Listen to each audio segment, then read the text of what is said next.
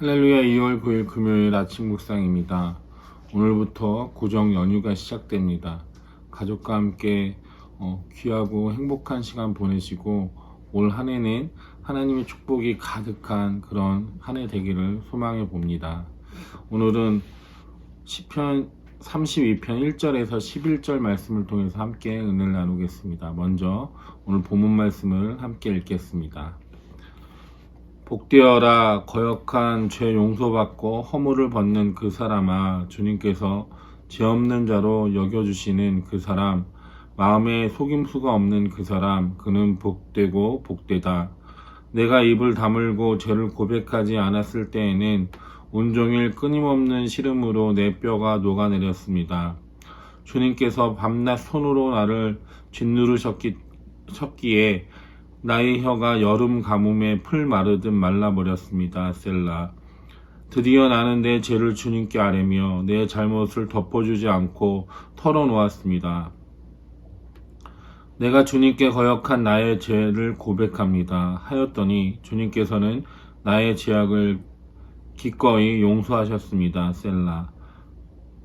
경건한 사람이 고난을 받을 때 모두 주님께 기도하게 해주십시오. 고난이 홍수처럼 밀어닥쳐도 그에게는 미치지 못할 것입니다.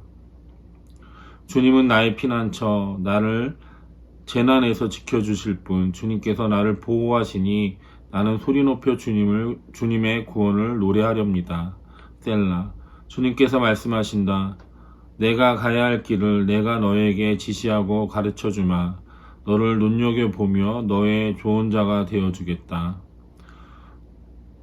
너희는 제갈과 굴레를 씌워야만 잡아둘 수 있는 분별 없는 노새나 말처럼 되지 말아라. 악한 자에게는 고통이 많으나 주님을 의지하는 사람에게는 한결같은 사랑이 넘친다. 의인들아, 너희는 주님을 생각하며 즐거워하고 기뻐하여라. 정직한 사람들아, 너희는 다 함께 기뻐 환호하여라. 아멘. 오늘 본문 말씀을 통해서 흔들림 없는 확신이라는 제목으로 함께 은혜를 나누고자 합니다. 시편 32편 말씀은 시편에 있는 7개의 참회시 중에 한 편의 시입니다. 시편 32편은 다윗은 진심으로 회개하고 하나님께로부터 죄 용서함을 받은 기쁨으로 감사의 노래를 부르는 시입니다. 다윗은 밧세바를 범하고 죄를 감추기 위해서 밧세바의 남편인 우리아까지 죽였습니다. 그 후로 다윗은 큰 고통에 빠지게 됩니다. 그러나 다윗은 전심으로 회개하였고 하나님의 긍휼과 인자하심을 경험하게 되었습니다. 오늘은 다윗의 회개를 통해서 하나님의 용서와 복에 대해서 함께 생각해 보겠습니다. 첫 번째로 하나님의 용서의 복은 죄사함의 복입니다. 1절과 2절 말씀을 보면 복되어라. 거역한 죄 용서받고 허물을 벗는 그 사람, 주님께서 죄 없는 자로 여겨주시는 그 사람, 마음에 속임수가 없는 그 사람, 그는 복되다, 복되고 복되다 라고 말하고 있습니다. 히브리 성경에서 복되어라 라는 복수형으로 시작되는 이 구절에서 다윗은 성도의 행복에 대한 3가지 근거를 이야기하고 있습니다. 첫 번째 보면 하나님은 모든 허물의 죄에서 자유케 해주신다라는 것입니다. 여기서 허물은 고의적으로 하나님을 떠난 것을 이야기하는데 하나님은 고의적인 죄도 그 허물도 온전히 사해 주신다라는 뜻입니다. 두 번째로 하나님은 우리의 모든 죄를 기억하지 않으신다라는 것입니다. 모든 죄를 기억하지 않으시는 것은 하나님의 의지적인 망각입니다. 세 번째로 하나님이 우리의 죄를 세지 않고 없애주신다라는 것입니다. 하나님은 아무리 많은 죄도 하나님 앞에 회개하고 돌아오는 자의 죄는 온전히 없애주신다라는 말씀입니다. 왕이었던 다윗은 이 땅의 모든 복을 누렸던 사람이지만 하나님 앞에 신실하고 정직하고 열린 마음을 가진 자가 복이 있다라고 선언하고 있습니다. 죄가 있을 때 결코 행복할 수 없습니다. 진실하게 회개하는 마음을 가지고 거짓 없는 마음으로 하나님 앞에 회개함으로 오히려 하나님이 주시는 복을 누리는 자가 되어야 합니다. 두 번째로 보면 하나님의 죄 용서의 복은 죄를 덮어주시는 복입니다. 3절의 다윗은 자신의 죄에 대해 입을 다물고 죄를 고백하지 않았을 때 온종일 끊임없는 시름으로 뼈가 녹아내렸다라고 고백하고 있습니다. 여기서 뼈는 온몸을 말하는 것입니다. 온몸이 녹아내릴 정도로 고통스러웠다라는 것을 이야기하고 있는 것입니다. 다윗의 마음은 고통으로 가득했습니다. 자복하지 않은 죄는 끔찍한 짐이 되기 때문입니다. 그런데 이것이 끝이 아닌 것이 우리에게는 은혜입니다. 5절의 다윗은 죄를 지었을 때 고통을 맛보았고 하나님께 죄사함을 받은 것이 얼마나 큰 복인지 모른다고 고백하고 있습니다. 다윗은 죄를 지적하던 나단을 왕의 권위로 겁박하지 않고 핍박하지 않고 밧세바를 핑계로 삼지 않고 온전히 하나님 앞에 회개했습니다. 우리가 아무리 죄를 덮으려고 애써도 하나님 앞에는 죄가 드러나게 되어 있습니다. 반대로 우리가 회개하면 하나님은 우리의 죄를 덮어주십니다.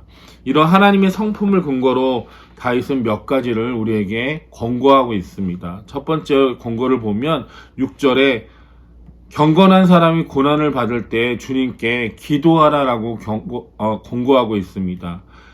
우리가 죄를 지으면 기도가 막힙니다. 인생에 놓치지 말아야 할 것 중 하나는 하나님을 만날 기회인 기도의 시간입니다. 우리가 기도하면 경건한 사람이 기도하면 고난 받을 때 하나님 앞에 기도하면 하나님이 들어주신다라는 것입니다. 두 번째 다윗의 권고는 7절입니다. 재난에서 보호자가 되시는 하나님을 노래하라는 것입니다. 홍수 같은 고난이 찾아와도 하나님이 피난처가 되셔서 그 구원을 노래를 부르게 하신다라는 것입니다. 세 번째 다윗의 권고는 8절의 말씀에 있습니다. 하나님께서 좋은 자가 되어주신다고 권고하고 있습니다. 하나님의 성령이 진리를 가르쳐 주시고 조언하시고 훈계하신다라는 말씀입니다. 많은 고통을 겪은 후에 순종의 자리로 돌아오는 어리석은 일을 하지 말고 온전히 자원함으로 주님 하나님을 사랑할 수 있는 저와 여러분 되시길 주님의 이름으로 축원합니다. 마지막 세 번째로 하나님의 용서의 복은 영원한 사랑의 복이라는 것입니다. 다윗은 악인들의 많은 고통과는 달리 죄사함을 받은 자에게는 하나님의 한결같은 사랑이 넘쳐난다라고 선포하고 있습니다. 하나님을 믿지 않는 악인에게는 슬픔이 있지만 그러나 하나님을 믿는 사람들에게는 하나님을 의지하고 바라보는 믿음의 사람에게는 하나님이 주시는 죄사함뿐만 아니라 하나님의 영원한 사랑이 함께한다라고 다윗은 고백하고 있습니다. 그러므로 죄사함을 받은 사람은 누구나 하나님을 기뻐하고 즐거워할 수 있는 것입니다. 다윗은 우리아의 아내 밧세바를 범함으로 인해서 간음해서 살인으로 또다시 위선의 죄를 지었지만 그러나 하나님 앞에 죄를 온전히 고백하고 하나님의 영광을 위해서 살겠다라는 열정뿐만 아니라 그의 기쁨까지도 하나님 안에서 기쁨까지도 회복되는 것을 볼 수 있습니다. 저와 여러분도 다윗처럼 제사함의 자유함을 얻고 하나님의 기쁨을 경험할 수 있는 오늘 하루가 되기를 주님의 이름으로 축원합니다. 기도하겠습니다.